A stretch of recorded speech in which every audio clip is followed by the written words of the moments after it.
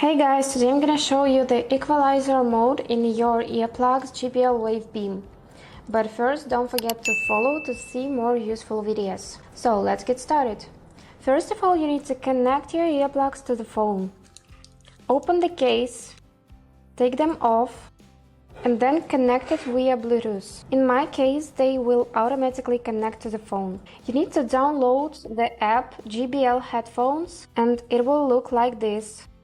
You can check here the battery percentage of your earplugs, but now we are interested in equalizer mode. So we click here, and as you can see, there are many parameters, and you can choose whatever you like. For example, if you choose the vocal parameter, that means that in the song you are listening to, there will be more vocal than bass. If you choose bass, for example, then you will hear more of a heavy bass than singing. You can set up your own equalizer as well. You need to press here on the plus and then move those frequencies as you wish.